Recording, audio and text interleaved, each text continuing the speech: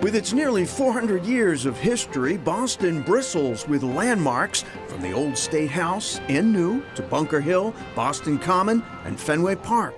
But just as the Green Monster is a landmark within a landmark, the same is true here at South Station. Although actually here, it's a landmark on top of a landmark. It was built 1898. It was modeled to try to be after like the Union Station in DC. It's the biggest transit hub other than Logan Airport in the city, north of Penn Station. So in that sense, it's a landmark. It's also a historical landmark. It was put on the National Register in the 70s. Over 120 years old, but still plenty busy here.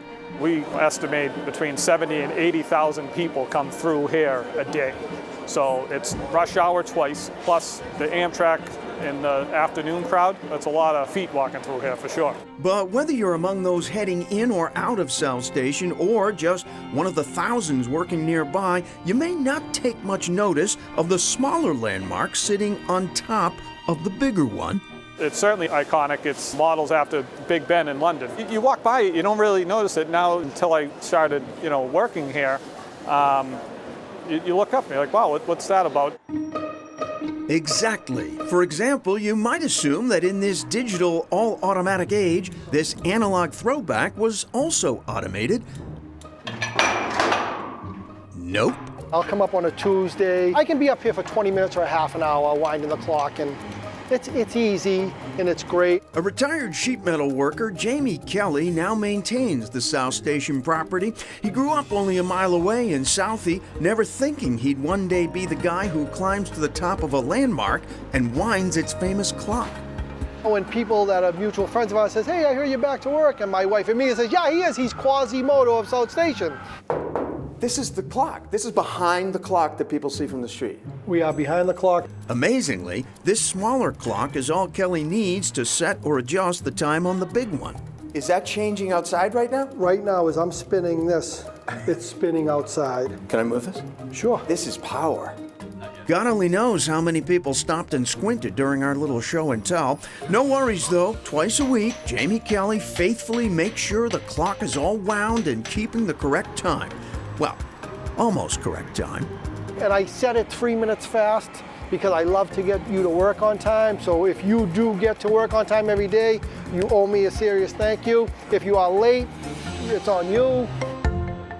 In West Boylston, Mass., another landmark you may have noticed but may not know what you're really looking at. A lot of people probably drive by. If you're not close enough to see, you may think it's still a working church, right? You might. It's not. But it once was, actually twice. Confused? So was I. After all, few buildings have had so many lives. Oh, there's so much history wrapped in this little building of the Baptist Church of West Boylston. It's hard to know where to start. How about the beginning, when the original wooden Baptist church was built here in 1832? But in 1890, the church and a neighboring Roman Catholic church were both destroyed by fire. Some of the original foundation is still visible here. But only the Baptist church was rebuilt with stone. So hand-cut local quarried stone to build this beautiful stone church that was the Baptist church. And that sealed its fate for why we have it here today. Because only 10 years after the new church's dedication, the last service was held here.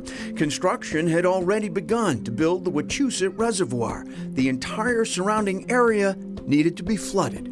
They removed the interior seating and the stained glass, and they moved, and the church bell is all moved to the new building on Church Street.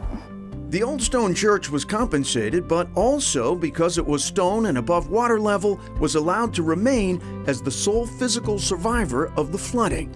Today, managed by the State Department of Conservation and Recreation, it's open to the public and even available for weddings.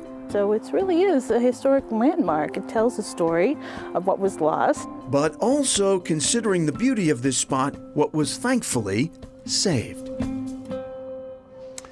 The Old Stone Church was placed on the National Register of Historic Places in 1973.